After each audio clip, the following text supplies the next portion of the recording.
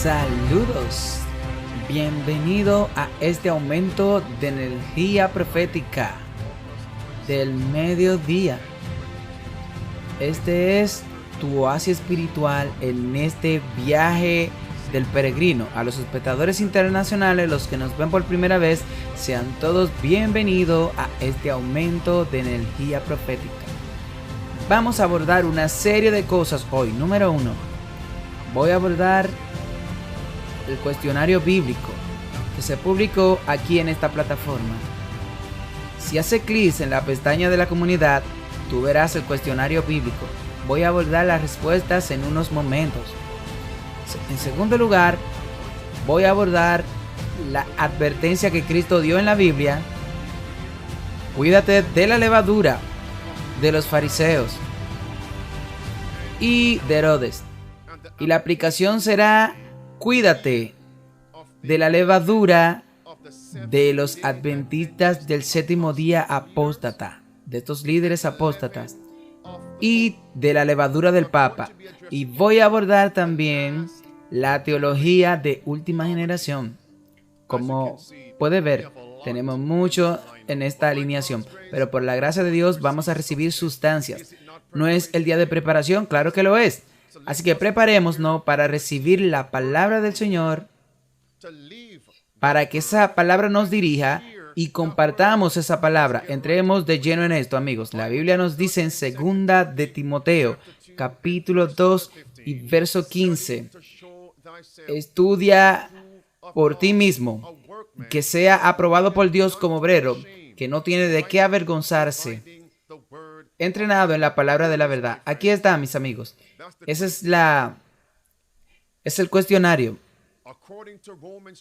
De acuerdo con Romanos capítulo 5, verso 11, Pablo dice claramente, mis amigos, ahora hemos recibido la expiación. Y esa declaración estaba en el contexto de la cruz, su crucifixión. Y la pregunta es, ¿qué significa expiación? Ahí está, mis amigos. Romanos capítulo 5, verso 11. La Biblia dice: y no solo esto, sino que también nos gloriamos en Dios por el Señor nuestro Jesucristo. ¿Por quién? Por quien hemos recibido ahora la reconciliación. Hemos recibido la expiación. ¿Qué eso significa? Como pueden ver, mis amigos, aquí tienen 5 opciones para elegir. La opción A recibió el 8% de los votos de los encuestados, ¿ok? La opción B, 67%. La opción C, 5%. La opción D, 14% de las respuestas. Y la opción E, el 7% de los que participaron en este concurso de la Biblia. ¿Cuál es la respuesta, hermanos? La respuesta es la B, no porque recibió la mayoría de los votos, sino en base a una comprensión de la Biblia. ¿Qué significa expiación? Entremos en el estudio. Y amigos, elegí poner esta parte de este segmento primero, porque más adelante es posible que tenga que separar esto de la última parte y colocarlo en la sesión de la comunidad para aquellos que regresen para ver la respuesta de ese cuestionario bíblico. Continuemos. Vamos, amigos, ¿ok? ¿Qué significa expiación? En Romanos capítulo 5, verso 11. La respuesta es perdón, el perdón de los pecados. Y ese fue el primero de 2 pasos en el plan de salvación. Sí, el plan de salvación tiene 2 pasos que comprenden 1, el todo. Por ejemplo, marido y esposa. Mateo 19. Génesis capítulo 2, ¿ok? Génesis capítulo 3. Marido y mujer, 2 serán una sola carne. La Escritura, el Antiguo Testamento y el Nuevo Testamento, ambos comprenden las Santas Escrituras. 2 pasos en la expiación. Y necesitas entender esto porque aquí hay una gran controversia sobre esta doctrina que se encuentra en el fundamento de la Iglesia Cristiana Adventista del Séptimo Día. Ok. Expiación, escribe esto. Expiación significa ser uno con Dios, naciendo en Dios. Eso significa expiación. Ahora, permítanme dar una escritura para confirmar eso. ¿Por qué necesitamos ser uno con Dios? ¿Por qué? Porque hemos pecado. Isaías capítulo 59, verso 1 y verso 2. La Biblia nos dice que es nuestro pecado, nuestra iniquidad, la que nos ha separado de Dios. Entonces necesitamos experimentar la expiación. Génesis capítulo 3. Debido al pecado de Adán, la Biblia nos dice que todos nosotros hemos pecado. Todos nosotros hemos pecado. Miren esto, Romanos, la misma escritura, Romanos capítulo 5.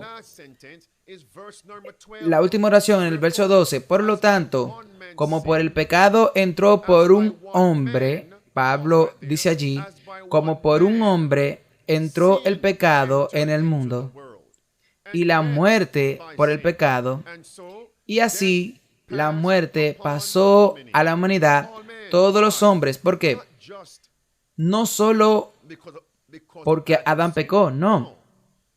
Porque todos han pecado, todos han elegido pecar. El pecado es una elección. Bueno, no nacemos pecadores. El pecado es una elección, pero nacemos con una naturaleza pecaminosa. Ahora, si alguien te pregunta qué significa expiación, ¿cuál sería tu respuesta? Quiero involucrarlo a ustedes, los que están ahí. Díganme, ¿cuál sería su respuesta? ¿Qué significa expiación? Otra vez, separado de lo que dije, expiación es ser uno con Dios. ¿Qué significa expiación?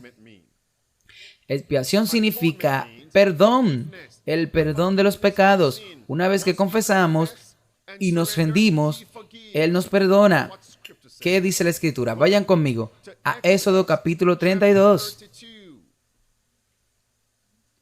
La Biblia nos dice en el verso 32, la Biblia nos dice en el verso 30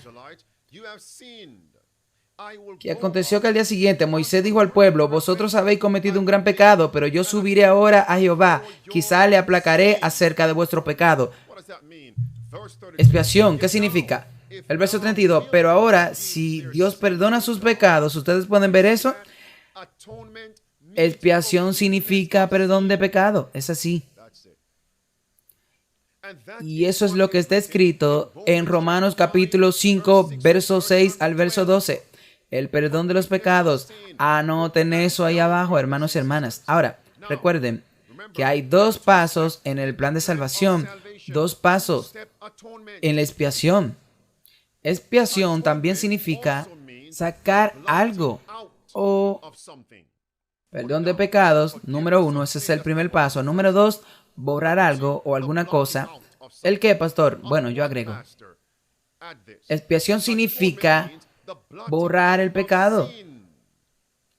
Para aquellos que se rinden y rinden cada pecado, expiación también significa borrar a individuos que se nieguen a entregar sus pecados. Yo elijo entregarlo todo para que mis pecados sean borrados y que mi nombre no sea borrado del libro de la vida del Cordero, del registro en el cielo y de la entrada a la nueva tierra. Confirmemos eso. Expiación es borrar. Miren nuevamente el verso 32. Y ahora, te ruego, oh Señor, que perdone sus pecados, y si no, bórrame a mí, te lo ruego, y sácame del libro que has escrito. Vamos a Salmo 51. La Biblia nos dice en Salmos 91 para confirmar que tus pecados son borrados. Y ese es el segundo y último paso en la expiación. Miren esto, Salmo 51. El salmista está orando. Verso número 1 dice: ten piedad de mí, oh Dios, conforme a tu misericordia. Mira el verso 9. Esconde tu rostro de mis pecados y borra todas mis iniquidades. Borra mis transgresiones, borra nuestros pecados, borra las iniquidades. Eso es así. El segundo paso en el plan de salvación, expiación. Ahora, necesito ver sus comentarios. Ok, sigamos, mis amigos. Continuemos. Ahora, confirmemos dónde. El primer paso en el plan de salvación, el plan de redención, la expiación ocurrió. Tuvo lugar en la cruz, en el atrio. Miren esto. La Biblia nos dice que el santuario, aquí se presenta el servicio del santuario en el Antiguo Testamento, y nos describe el plan de salvación. La obra de Cristo como Cordero, la obra de Cristo como sumo sacerdote. ¿Ok?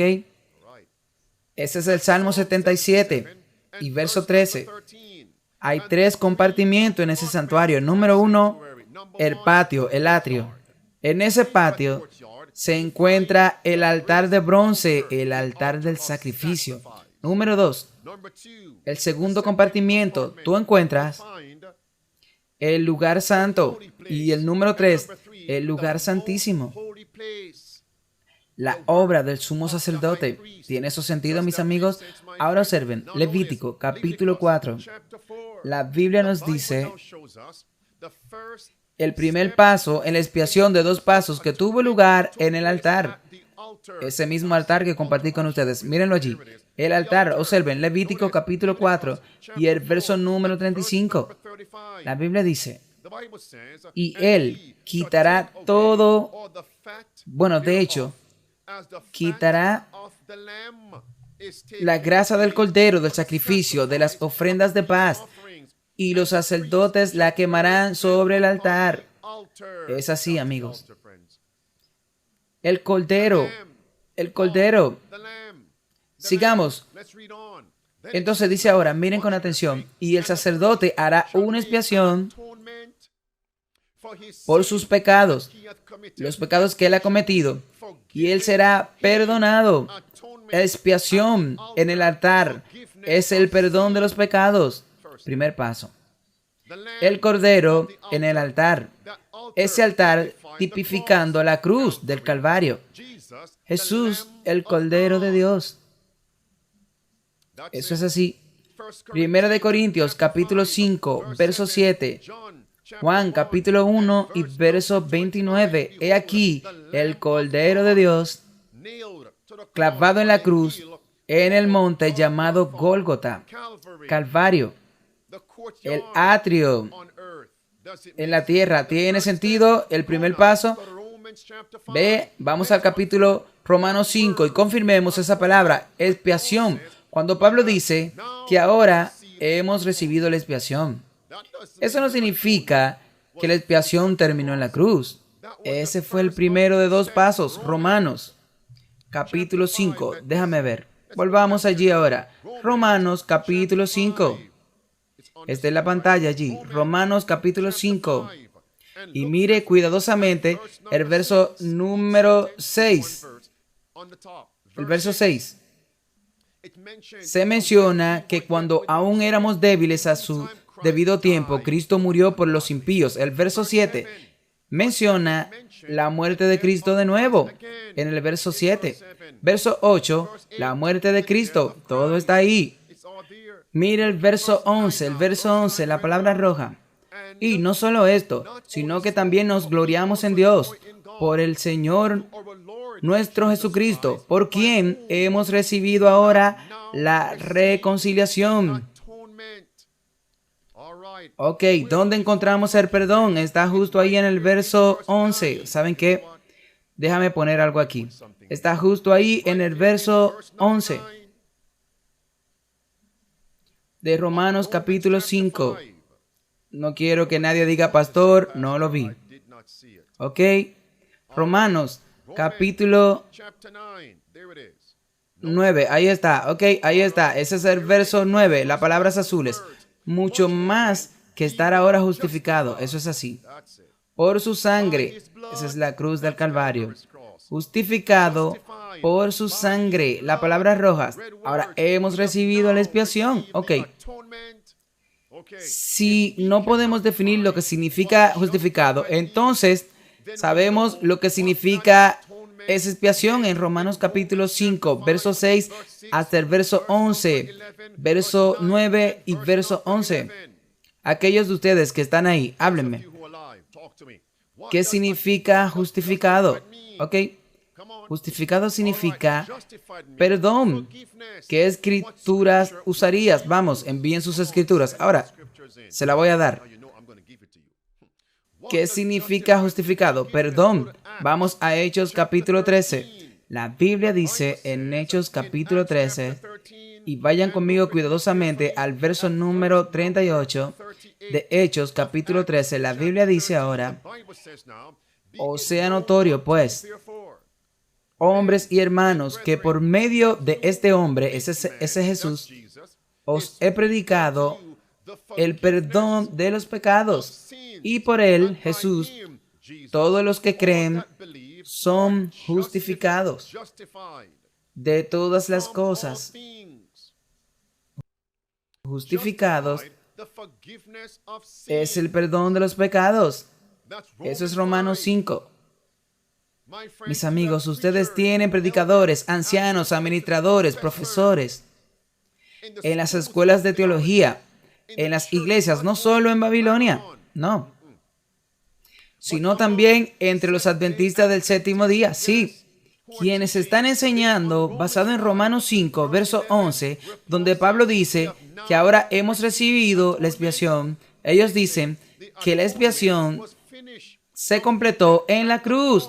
Y como resultado, ignoran las demás cosas y la critican y predican en contra del 22 de octubre del 1844, cuando Jesús se movió del lugar santo al lugar santísimo, del santuario celestial, como sumo sacerdote, para realizar el segundo paso en el proceso de 2 pasos de la expiación, el plan de salvación. Y es por eso que esta prueba de la Biblia fue tan importante. Ok, ustedes extienden el punto.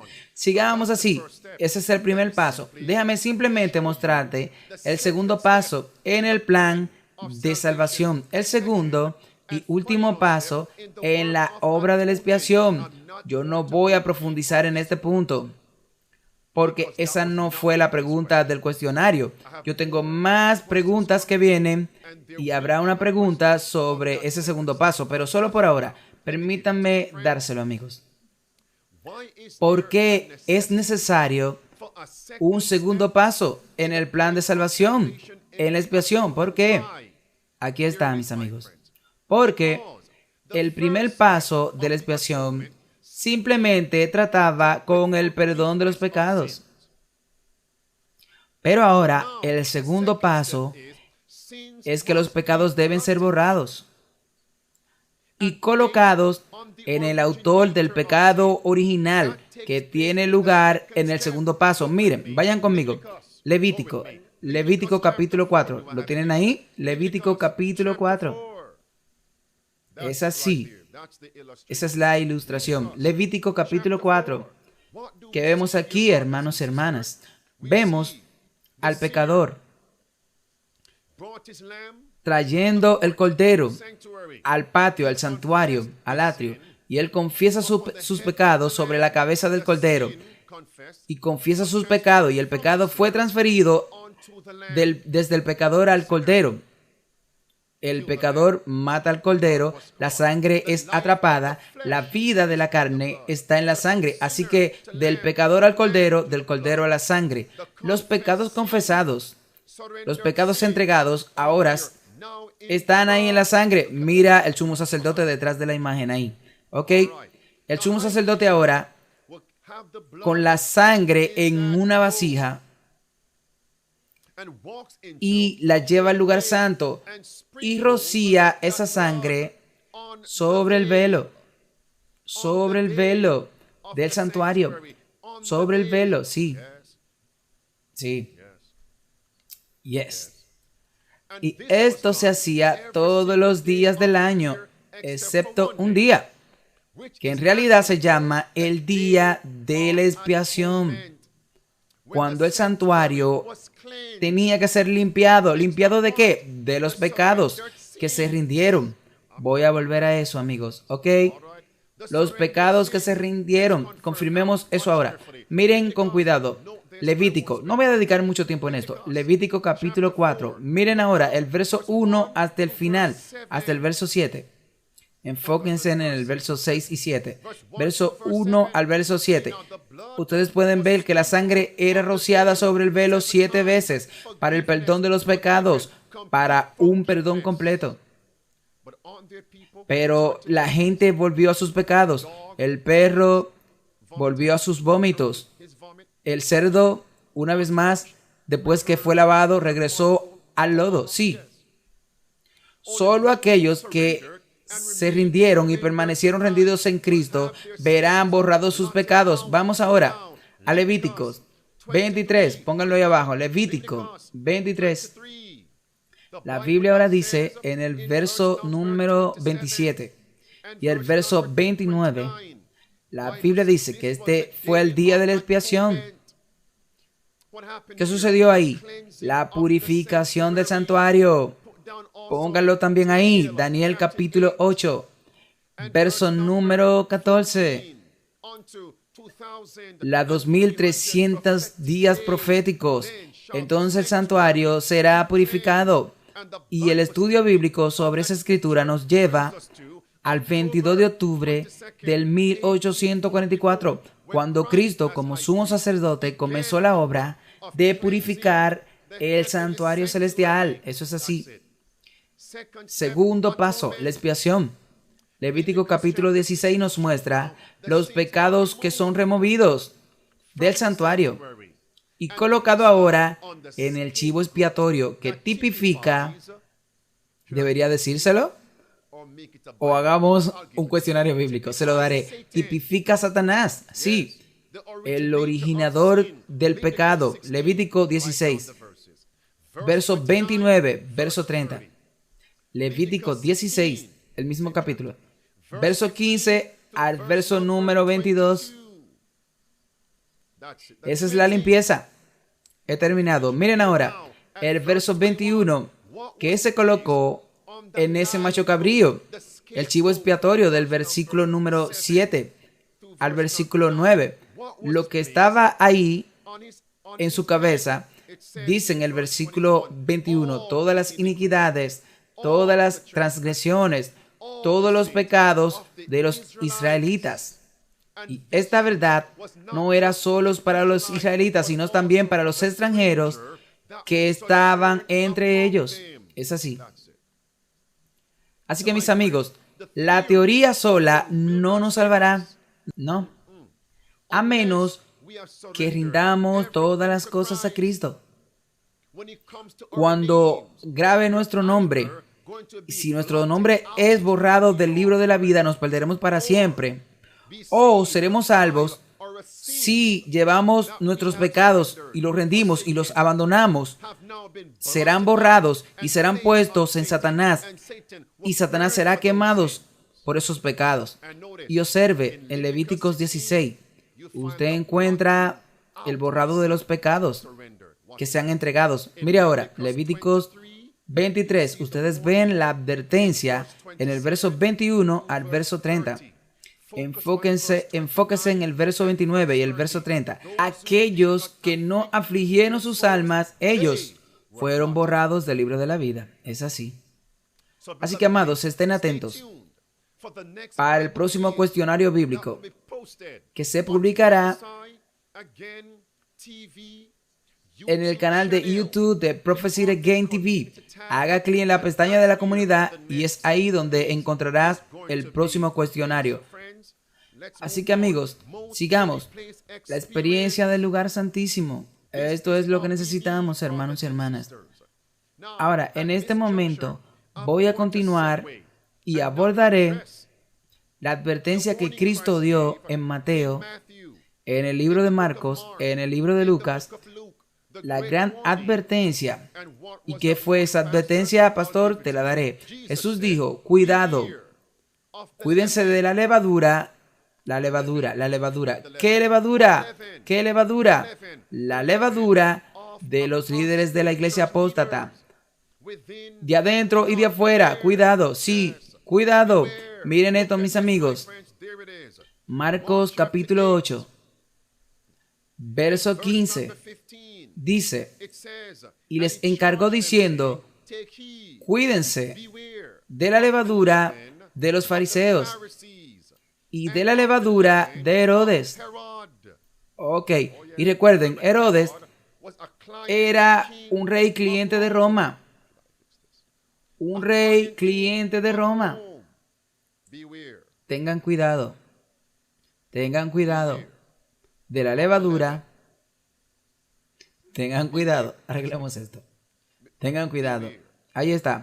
Tengan cuidado de la levadura de los fariseos y de las levaduras de Herodes. Herodes no solo era el rey de los judíos, sino un cliente rey de Roma y de los fariseos.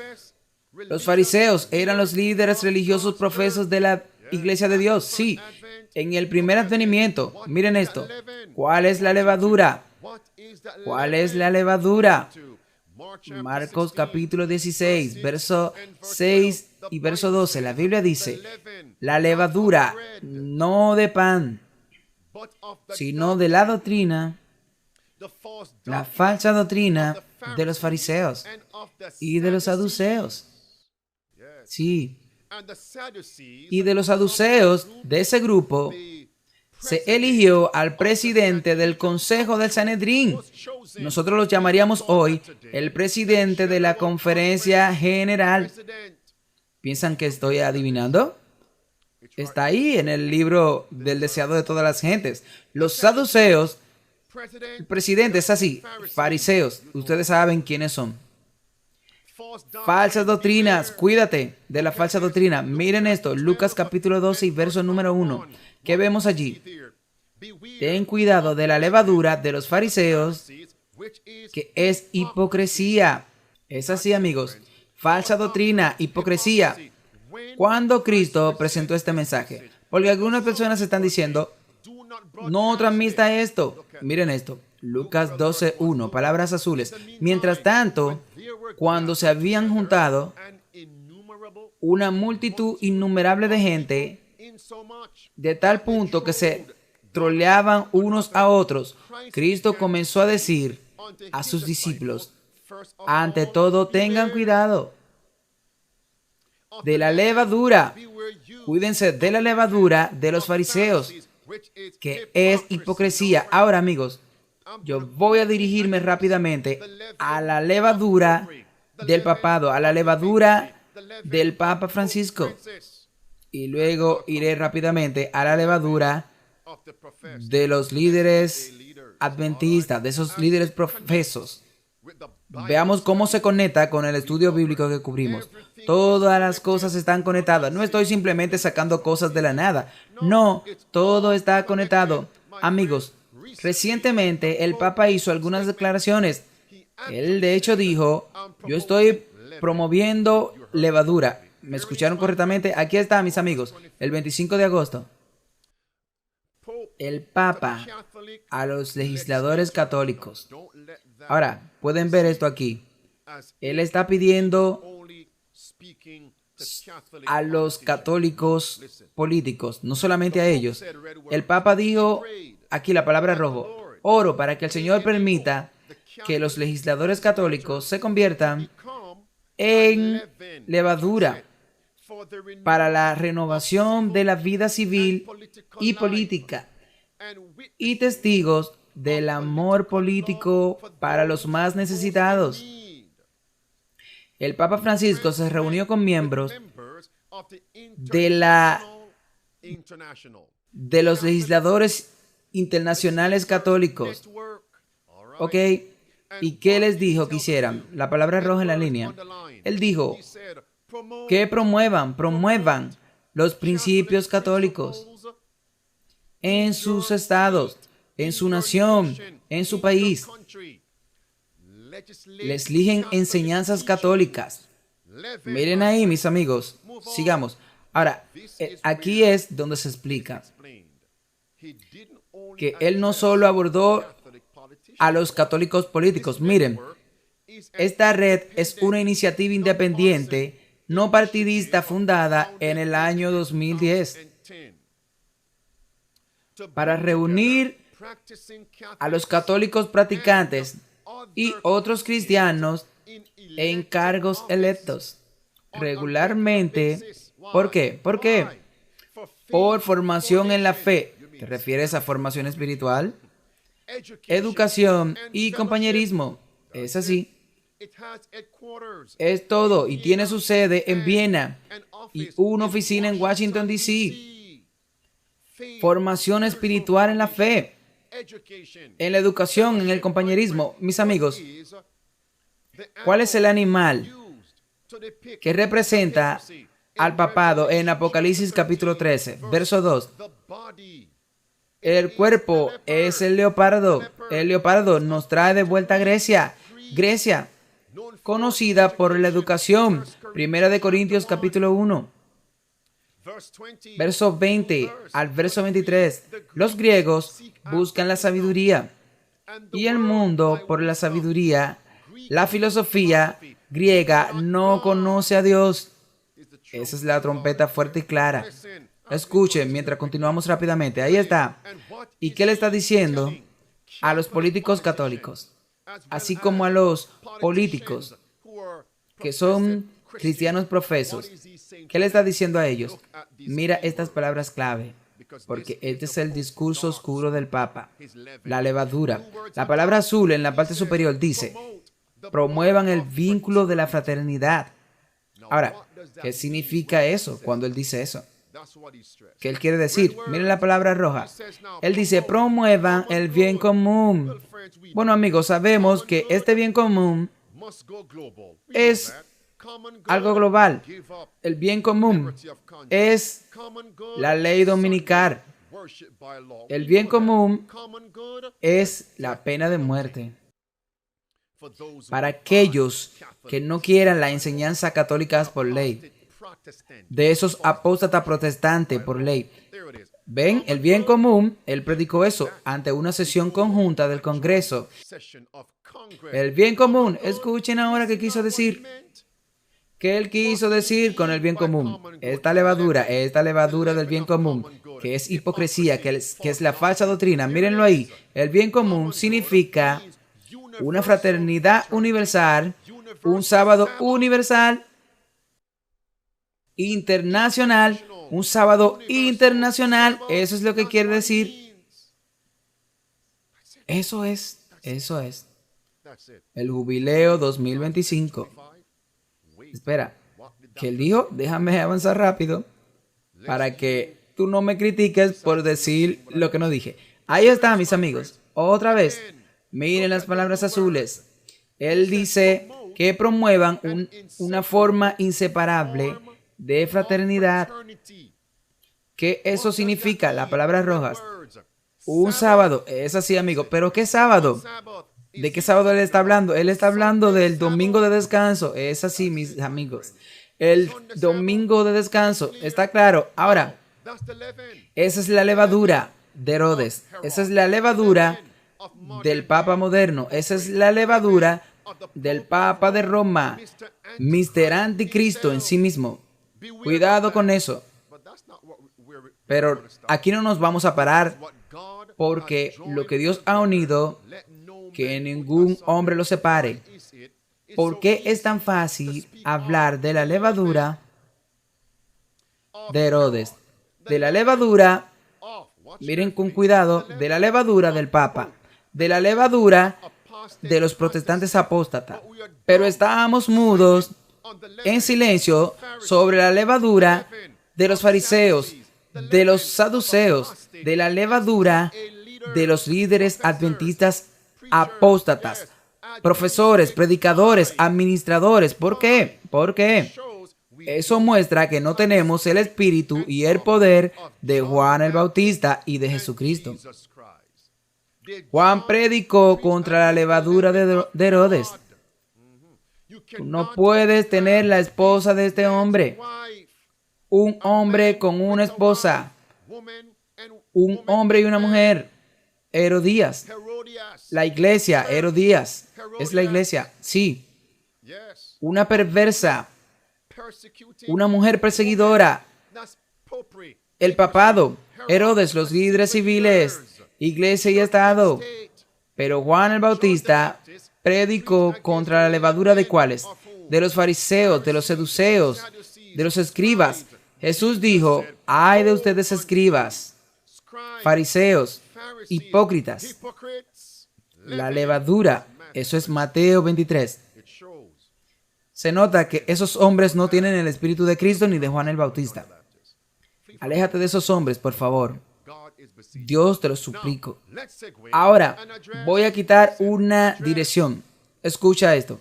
Por cierto, hay algunos predicadores que ni se dirigen a ninguna levadura.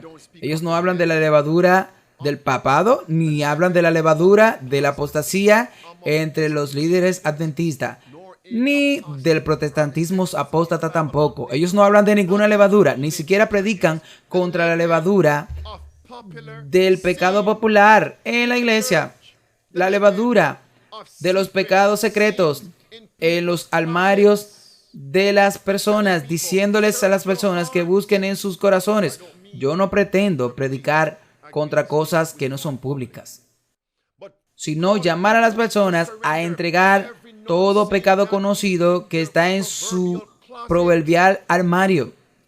Esos hombres, Señor, ten piedad de ellos. Volvamos aquí. Ahora, abordemos la levadura de los fariseos, de los saduceos, de los escribas, la levadura de los líderes apóstata adventistas que están entre nosotros hoy. ¿Qué voy a abordar ahora? Porque son una plétora y una miriada, no pocos, una miriada de incontables que viven entre nosotros, doctrinalmente hipócritas. Pero ¿de qué se trataba el cuestionario bíblico? ¿Se dan cuenta? Se trataba de la expiación. Miren estos amigos. Ahí está.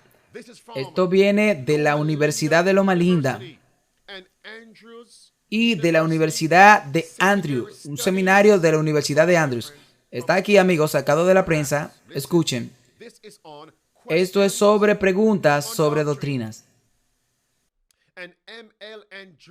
Y M.R. Andrews dice, la interacción entre bastidores, eso es lo que estamos cubriendo aquí, amigos. ¿Ok?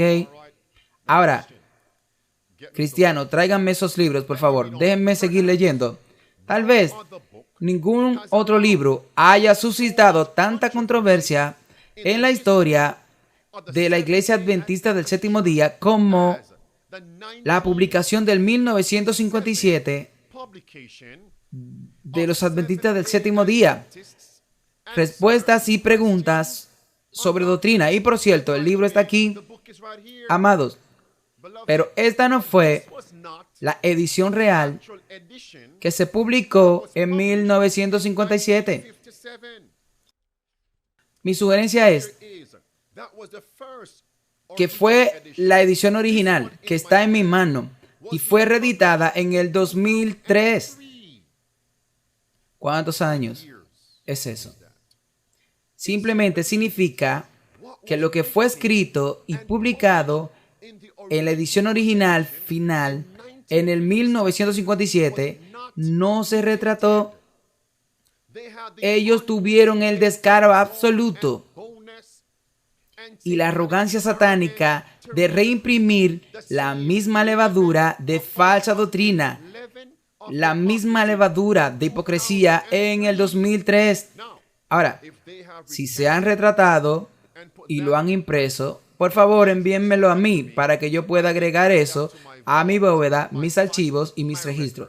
Miren esto mientras continuamos. El libro fue publicado como resultado directo y una respuesta representativa a las conferencias evangélicas adventistas del Séptimo Día de 1955-1956, involucrando a Walter Martin y Donald Gray Barnhouse en el lado evangélico y varios líderes de la Conferencia General del lado adventista. Las preguntas sobre la doctrina iban a ser la apología por excelencia del adventismo. Y este es el libro escrito por M.R. Anderson, Cartas a las Iglesias. Ok, continuemos aquí, hermanos y hermanas. ¿Y cuál fue el problema? M.R. Anderson escribió en ese libro que le mostré a la izquierda de la parte superior. La pregunta de mayor importancia era si los adventistas podrían ser considerados cristianos, mientras sostenían puntos de vista tales como la doctrina del santuario, los 2300 días, la fecha de 1844, el juicio investigador y la obra expiatoria de Cristo en el santuario celestial desde 1844. Nuestros hombres expresaron el deseo de que la iglesia adventista sea considerada como una de las iglesias regulares, de las iglesias protestantes, una iglesia cristiana, no una secta. ¿Qué pasó entonces? Miren eso. Escuchen. Que la idea del ministerio de Cristo en el segundo departamento, en el santuario, había sido totalmente repudiada. Líderes adventistas del séptimo día repudiando y rechazando el 22 de octubre del 1844, rechazando eso. Ese es el punto en el que estoy haciendo. Y es por eso que el cuestionario de la Biblia, en el comienzo de este estudio, con la respuesta de las Escrituras, fue tan importante. Sí. Mis amigos, la Biblia nos dice, en 1 de Timoteo, capítulo 3, y verso número 16, la Biblia dice, e indiscutiblemente grande es que es así, necesitamos la verdad. Amigos, necesitamos la verdad. En estos últimos días, los hombres van a rechazar esta verdad. Y es por eso que debemos estudiar nuestras Biblias. Amados, quiero hablarles por un minuto aquí, ¿ok? Y compartir con ustedes una gran analogía. ¿Qué pasaría si el esposo y la esposa se divorciaran el uno al otro con papeles? Ellos se divorcian y hacen un papel de divorcio. Y sin embargo, la esposa todavía está caminando por la ciudad en la iglesia y dice, bueno, todavía vivimos como si estuviéramos casados. ¿Qué ustedes dirían de eso? ¿Qué ustedes dirían de eso? Dígame, ¿o qué ustedes pensarían de eso? Y así, en papel, en libros, los líderes adventistas del séptimo día sí se han divorciado de los principios de Cristo. Ellos se han divorciado de la verdad. Se han divorciado de la verdad que nos hacen adventistas del séptimo día. Y sin embargo, como la esposa divorciada, ella sigue caminando por ahí afirmando que todavía es el pueblo de Dios. Esta es la trompeta alta y clara. Indiscutiblemente grande es el misterio de la piedad. Eso es todo, amigos. Y es por eso que las analogías son buenas. ¿Y qué verdad nos hace quienes somos? ¿Qué verdad nos hace quienes somos? Conflicto de los siglos, sí. Página 400. Te lo voy a decir, amigos. Espera. Página 400. Se nos dice, la verdad, página 409, se nos dice, la escritura, de que por encima de todas las demás había sido tanto el fundamento como el pilar central del advenimiento, y que eso viene en Daniel 8:14. Si la mayoría ha rechazado el fundamento y el pilar central, ¿cómo pueden andar diciendo esos líderes apóstatas? ¿Cómo pueden decir que son líderes de Dios? Eso es levaduras. Levadura de hipocresía. Ten cuidado, ten cuidado, ten cuidado. Quiero seguir adelante, pero debo decir algo. 1957 al 2003, ahí hay sobre 40 años. Y la Biblia dice que surgiría otra generación que no conocía a Dios y rechazó a Dios. Sí, mis amigos, hagan los cálculos. ¿En qué año murió la hermana White? 1915. Agregue 40 años a 1915. ¿Qué obtienes? 1915 más 40 es 1955.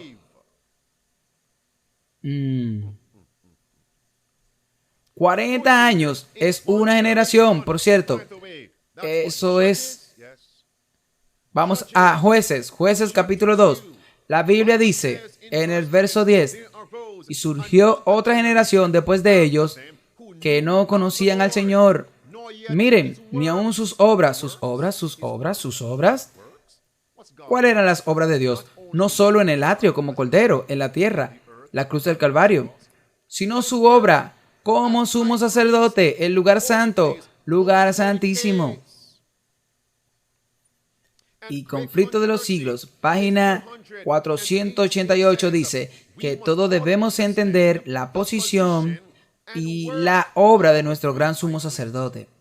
Página 488. Es así, amigos. Ellos rechazaron esto. Es muy, muy importante. Miren esto, mis amigos. Ahí está. Ok. Mis amigos, ¿y qué se nos dice? ¿Ustedes saben qué? En Mensajes Selectos, libro 1, página 208.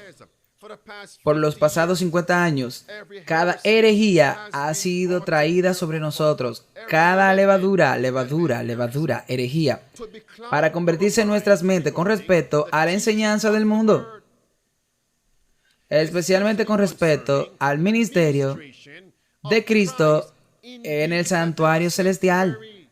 Hermanos y hermanas, por favor, les ruego que lean el párrafo completo de la página 208 y conéctese con esa página, la página 204, que se nos dice que se establecería una nueva organización. Se escribirían libros de un nuevo orden.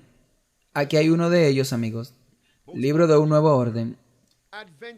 Adventistas, respuestas y preguntas sobre doctrinas.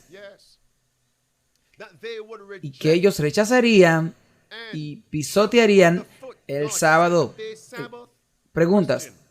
¿Qué verdad se entendía antes de los pioneros, los precursores de la iglesia adventista del séptimo día? El sábado, ¿qué verdad? El santuario. Si tú rechazas el mensaje del santuario, tú rechazarás, tú renunciarás el séptimo día. Esta es una trompeta fuerte y clara. Ok. ¿Y qué se nos dice, mis amigos, en el libro Primeros Escritos? Página 63. Esta es la verdad presente. ¿Y qué comprende la verdad presente? La expiación, 1844, la purificación del santuario, la victoria sobre el pecado, la fe de Jesucristo, obedeciendo los 10 mandamientos. Miren estos, mis amigos. Ok. Quiero leer algo para ustedes. ¿Ustedes ven a estos hombres? Quiero leer algo para ustedes, mis amigos. En el libro Cartas a las Iglesias, ok, la página número 8, leemos lo siguiente. Escuchen atentamente, porque, bueno, y a propósito, no estoy promoviendo M.R. Anderson y decir que acepto todo lo que le enseñó, no. Pero donde él estableció la verdad, yo la exalto. Escuchen esto, amigos míos. Él menciona en la página 8 de su libro que estaba escrito en forma impresa, que todos los cristianos adventistas, escuchen, con permiso citaron los que los líderes del séptimo día dijeron. En respuesta, escuchen. Ellos dijeron, los adventistas del séptimo día creen que la expiación se completó en la cruz. Eso es lo que ellos enseñaron. Escuchen. En la página número 18. Mis amigos, esto es serio. Esto es una crisis en la iglesia. Páginas número 18. Él cita, escuchen. La declaración del acto del sacrificio en la cruz es una expiación completa, perfecta y una final expiación por el pecado del hombre. Esperen un minuto. Veamos qué dice el conflicto de los siglos. Página 433. Ok. Escuchen atentamente. Dice, escuchen cuidadosamente, amigos. Dice, con el anuncio, el templo de Dios fue abierto en el cielo, apuntando a la apertura del lugar santísimo del santuario celestial en 1844, cuando Cristo entró allí para realizar el cierre, su obra de clausura, de la expiación. ¿A quién tú creerás? ¿A la Biblia, con el espíritu de profecía, o a los que estos hombres han escrito en preguntas y respuestas sobre doctrinas? ¿A quién creerás, mis amigos? Dime, ¿a quién creerás? Vamos a Desmond Ford. Eso fue en la década del 1950. Y otra vez te hago esta pregunta. ¿Los líderes adventistas del séptimo día han renunciado a este libro y a las enseñanzas que se encuentran ahí? ¿Dijeron ellos que esas personas que creyeron eso fueron fanáticos de ojos salvajes, grupos marginales? Muéstrenme un documento donde hayan dicho eso. Muéstrenme un documento donde dijeron eso, donde ellos se han arrepentido. Y entramos en el matrimonio del pacto con Cristo. Por cierto, ¿no sería extraño que los niños en un matrimonio en particular, escuchen mi analogía, los niños en un matrimonio en particular, ¿ok? Padre y madre, esposo y esposa. Los niños tienen conocimiento. La esposa ahora se ha divorciado del esposo. Ahora el esposo está divorciado de la esposa. Ahora han roto los cimientos del matrimonio. La esposa ahora ha removido el pilar central, que es el matrimonio. La esposa está cometiendo fornicación, adulterio con su ex esposo. Sí, los hijos saben eso. Observen con atención. Ahora, el padre y la madre se divorciaron. Y los hijos caminan diciendo que la madre todavía está casada con el padre. Eso sería ignorancia. Totalmente tonto. Esos hijos serían bufones. La Biblia los llamaría tontos. Y eso es exactamente lo que está pasando. Los hijos, en esta analogía, representan a la congregación, a los feligreses, los alumnos en las escuelas de teología adventista, en las universidades, en los colegios, en los seminarios. La mayoría de los líderes adventistas, voy a compartir con ustedes eso, se han divorciado de Cristo. Ellos rechazaron los fundamentos, rechazaron los escritos del hermana White, rompieron el pacto. Y tus hijos, los miembros, los estudiantes dicen que los líderes todavía se están casados con Cristo. Dios mío, Señor, ten piedad. Qué alta ignorancia. Ellos se están metiendo la cabeza en la arena, como dice el proverbio. Bueno, tiene que haber una alarma. Sí, aquí está. ¿Puedo seguir? Adelante. Bueno, si uso esa analogía del matrimonio, porque la iglesia debe estar casada con Cristo. Ahora, esperen ahora, continuemos. ¿Qué si esa esposa divorciada, esa esposa divorciada, que se divorció de su esposo, salió y se casó con otra persona y tuvo hijos con esa persona? Los hijos se vuelven bastardos. ¿Sí? ¿Pueden verlo? Y ese hombre ahora está cometiendo adulterio. ¿Pueden verlo? Sí. Así que ahora, cuando este grupo de líderes adventistas apóstatas hacen evangelismo y traen a la gente en esa levadura de hipocresía, esas falsas doctrinas, esos miembros bautizados se vuelven bastardos. Están bebiendo leche putrefacta, no leche sincera. Sí, ellos están comiendo no de la panadería del cielo de Cristo, ni de la mesa de Cristo. Se están comiendo y bebiendo de la mesa de Jezabel. Sí, eso es todo, amigos. Sí. Amén. ¿Está claro? Y es por eso que la trompeta debe dar un sonido distinto y claro. Ahora déjame confirmar lo que acabo de decir. Ustedes pueden ver ese hombre en la parte inferior. Desmond Ford. Miren esto. Esto viene de la revista Spectrum. Desmond Ford dijo, él está reflexionando sobre la historia adventista. 2015. Ahora, mis condolencias para su familia. Ok, palabra roja en el medio. Observe.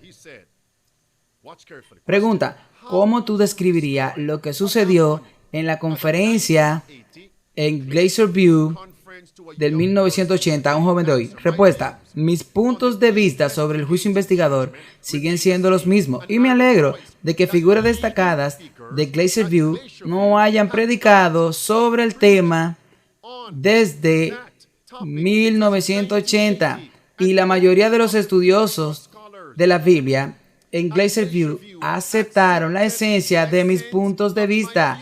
La mayoría de ellos se negaron a enseñar el juicio investigador. La Universidad de Andrew no lo ha enseñado durante décadas. Ok. Escuchen.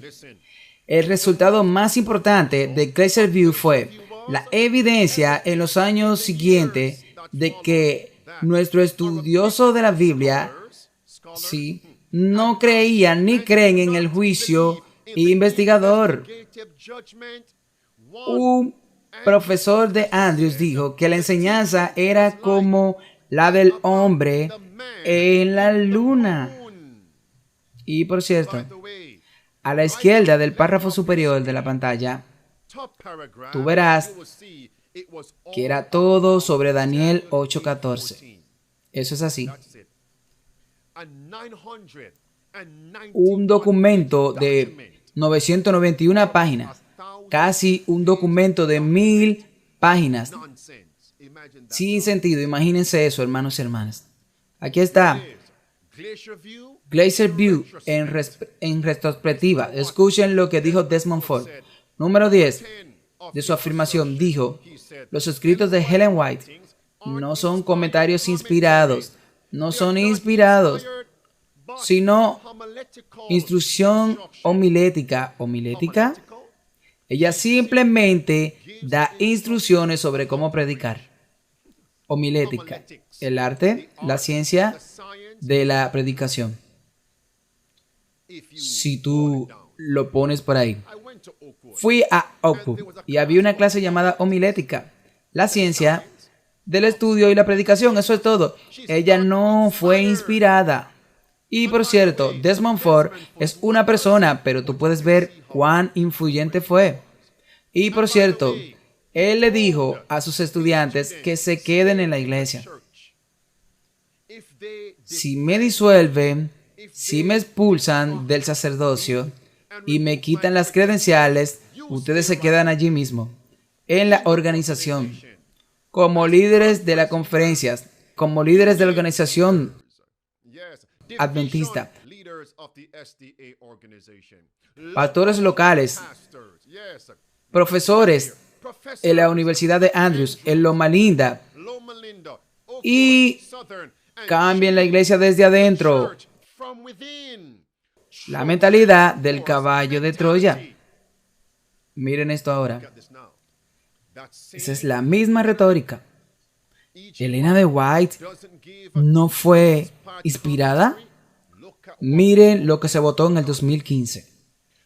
De la conferencia general, que ellos cambiaron el párrafo superior. Como mensajera del Señor, sus escritos son una fuente de verdad continua. ¿Y que ellos cambiaron? Está ahí. Sus escritos simplemente hablan con autoridad profética. Eso es todo. Para la iglesia. Eso es todo. Nada que ver con inspiración. Todo eso solamente fue una porción de profecía. Miren esto, mis amigos. Miren esto. Espera, voy a alguna parte. Ahí está. Y lo que se votó en el 2005. En la sesión de la conferencia general. Ahí están, mis amigos. Los escritos de Ellen White pueden enriquecer, pero no definir nuestra fe y práctica. Eso fue lo que votaron. Y que alguien me diga a mí, alguien puede decirme cuándo y dónde la conferencia general y los líderes de la conferencia adventista se retrataron de eso y votaron en contra de eso. Muéstrenmelo, yo quiero verlo. ¿Cuándo? Amado, es como decir, ¿qué pasaría si yo te dijera? Ahora, primero, ¿estamos de acuerdo que los escritos de Ellen White fueron inspirados y fue una mensajera del Señor en el tiempo del fin del Señor y que tuvo la misma inspiración que tuvo Moisés, Elías y quién más? Samuel, Nehemías, ustedes entienden el punto. Amós, Jeremías, Ezequiel, Daniel, amén. Y si yo te dijera hoy que los escritos de Daniel pueden simplemente enriquecer, pero no definir la fe y la práctica. Que los escritos de Moisés pueden simplemente enriquecer, pero no definir la fe y la práctica. Nehemías, Jeremías, los escritos de Ezequiel pueden simplemente enriquecer, pero no definir la fe y la práctica. ¿Qué ustedes dirían? ¿Qué dirías? Y que lo que sea enriquecedor, piensen en eso. Esto debe ser algo que tenga fe y práctica. En otras palabras, si sus escritos no pueden enriquecer nuestra fe y práctica, deben tirarse a la basura. Eso es exactamente lo que están diciendo. ¿Quién dijo eso? Esto fue cuando fue votado por la conferencia general. Y este fue Ángel Manuel Rodríguez. ¿Quién es ese? El director jubilado del Instituto de Investigación Bíblica de la Conferencia General de los Adventistas del Séptimo Día. Bueno, él está aquí, él escribió eso. Esta teología de la última generación, escuchen lo que él escribió, la primera oración. Él dice, la teología de la última generación fue desarrollada y popularizada en la iglesia adventista por M.R. Anderson. Eso es todo. Y él mencionó el servicio del santuario. Y él dijo de dónde Andrew sacó sus enseñanzas. Él dijo, la palabra rojas. Esta teología se introdujo como un fuerte elemento de legalismo. Hermanos y hermanas, este hombre nos está diciendo que si tú crees en la teología de la última generación, tú eres un legalista. Palabras azules. Él lo define como tal, reclamando el carácter de Dios calumniado por Satanás en un conflicto cósmico, que será reivindicado a través de la vida santa y perfecta de obediencia de la última generación de creyentes. Una vez que esto suceda, el Señor regresará. Esta teología busca explicar por qué el Señor no ha regresado y la naturaleza y el propósito de la perfección cristiana. Él nos está diciendo, aquellos que creen eso, que deben obtener la victoria sobre el pecado y esperar a Cristo para que regrese, que eso es legalismo. Y eso es lo que nos dice, mis amigos, que habrá un espíritu en contra de los testimonios que serán satánicos. No solo la levadura de falsas doctrinas, la levadura de la hipocresía, sino también la levadura de la ceguera. Donde no hay visión, el pueblo perece, rechazando el testimonio del Espíritu de Dios, el espíritu de profecía. Los escritos de Ellen White son satánicos. Y es por eso que Jesús les dijo en Mateo 23 que son generación de víboras. Amados, preguntas. Escribe aquí, por cierto. Den la pregunta. La última frase. Aquí se escribe que Cristo, dice él, no necesita ser complementado. Lo que Cristo logró no necesita ser complementado. Y eso es lo que él está diciendo, amigos. No necesitamos. Cristo no necesita de nosotros para obtener la victoria sobre el pecado, para vindicar su carácter. Eso es lo que le está diciendo. Pero, ¿qué le decimos, amigos? La gente en esta iglesia dice que ya no creemos en la teología de la última generación. Y mira a quienes mencionaron en el párrafo a tu derecha, a R. Anderson. Mira lo que ellos mencionaron. Mencionaron el lugar santísimo.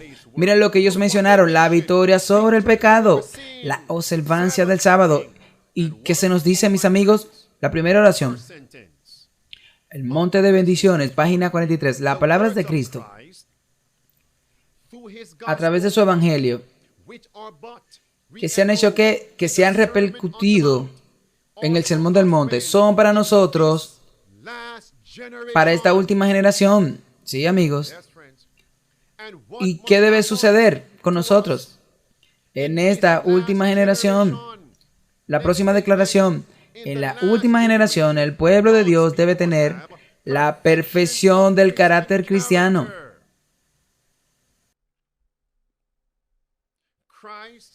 Las lecciones de Cristo, página 69. Cuando el carácter de Cristo se reproduzca perfectamente en su pueblo, entonces Él vendrá a reclamarnos como suyos.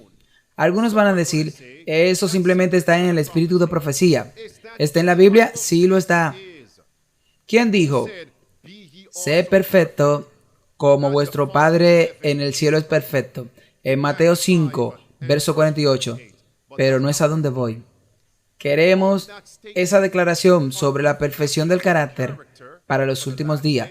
Vayan conmigo. Segunda de Pedro. ¿Qué texto usarías para la victoria sobre el pecado antes de la segunda venida de Cristo? Segunda de Pedro, capítulo 3, verso 9, menciona que Dios no tarda en cumplir sus promesas, como algunos las tienen por tardanza, sino que Él espera, porque es paciente con nosotros, para que ninguno perezca, sino que todos procedan al arrepentimiento. Los últimos días, ¿sí? El verso 10 hasta el verso número 14 dice que el mundo va a ser destruido y Cristo hará las cosas nuevas, nuevos cielos, nueva tierra. ¿Y qué vemos ahora en el verso 13? Sin embargo, nosotros, según su promesa, buscamos cielos nuevos, tierra nueva. El verso 14 dice: sed diligente para que seáis hallado de Él en paz y sin mancha e irreprensibles. Y el verso número 11: debéis ser hallados santos y piadosos. Eso es teología de generación de los últimos días. La victoria sobre el pecado antes de que Cristo vuelva y cierre su obra en el lugar santísimo, en el santuario celestial. Vamos, aquellos que están ahí, ¿qué otra escritura tú usarías? Porque los líderes apóstatas, no todos, pero la mayoría de ellos de la iglesia adventista, no están enseñando nada sólido bíblico. Dame esa escritura.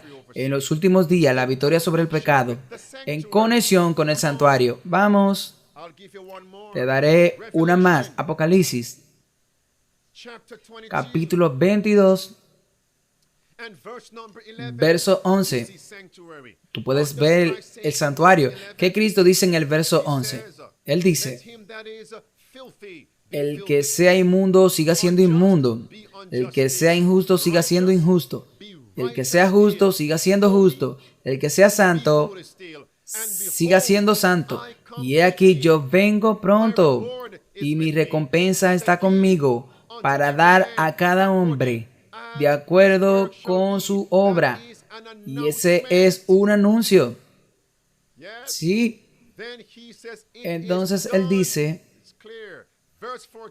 que es hecho, está claro. Verso 14. Bienaventurados los que cumplen sus mandamientos, para que ellos tengan derecho al árbol de la vida y que puedan entrar por la puerta a la ciudad de Dios. Y esa es una cita que confirma. Sí, las escrituras. Vamos, dame algunas escrituras. Ok. ¿Qué hay acerca de Tito? Capítulo 2. Tito capítulo 2 dice, la Biblia dice en el verso número 11 de Tito 2, ahora dice que la gracia de Dios trae salvación y se ha manifestado a todos los hombres, enseñándonos a no negar, a no tener impiedad mundana, que no estemos perdidos. Sí, debemos vivir con sobriedad, justa y piadosamente en este mundo presente, esperando esa bendita esperanza y la gloriosa manifestación de nuestro gran Dios y nuestro Salvador Jesucristo. Déjame terminar con este. Verso 14. Quien se dio a sí mismo por nosotros para poder redimirnos de toda iniquidad y purificar para sí mismo un pueblo peculiar, celoso de buenas obras. Verso 15. Estas cosas habla Andrew Enríquez. Estas cosas hablen fieles líderes adventistas.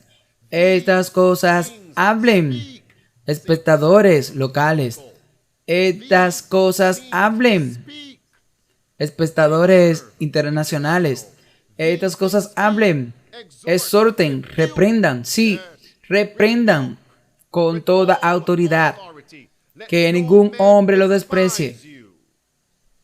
Escuchen mientras cierro. Vi una compañía que estaba bien protegida y firme. Quiero estar en esta compañía. Vi una compañía que estaba bien protegida y firme, no dando apoyo a aquellos que querían perturbar la fe establecida del cuerpo. Sí, Dios los miró con aprobación. Lo aprobó y lo elogió. Amén. Sí, amén. Se me mostró 3 pasos. El mensaje del primero, del segundo y tercer ángel. Me dijo mi ángel acompañante, ay de aquel que mueva un bloque o mueva un alfiler de estos mensajes. Si se destruyen los cimientos, ¿qué harán los justos?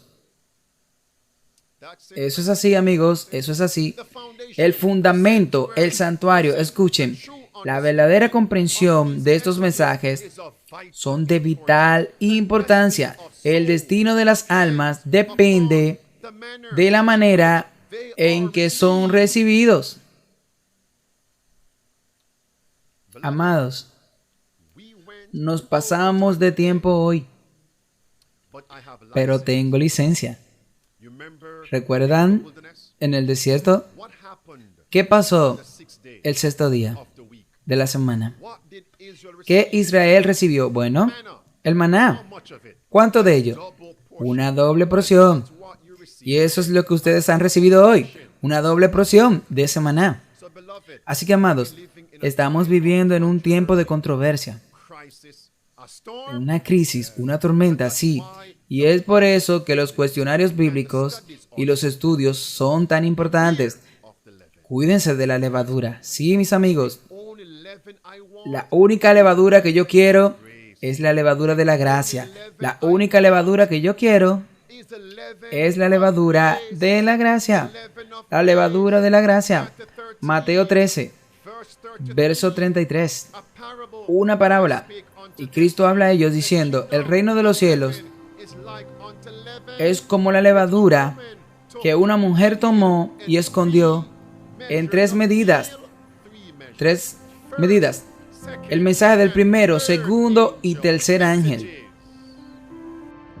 Hasta que toda la levadura se haya leudado. Esta perspectiva de levadura es gracia. La victoria sobre el pecado, la gracia. El perdón, la gracia.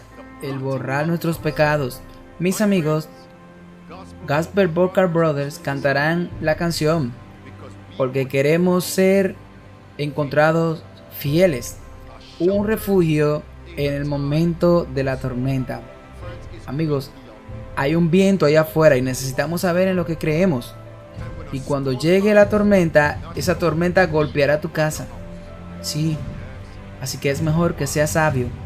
Construye sobre la base segura, la roca. Sí, cubrimos esa doctrina. O de lo contrario, tu casa se va a caer y grande será la caída de ella. Envíen sus peticiones de oraciones. Dios te bendiga.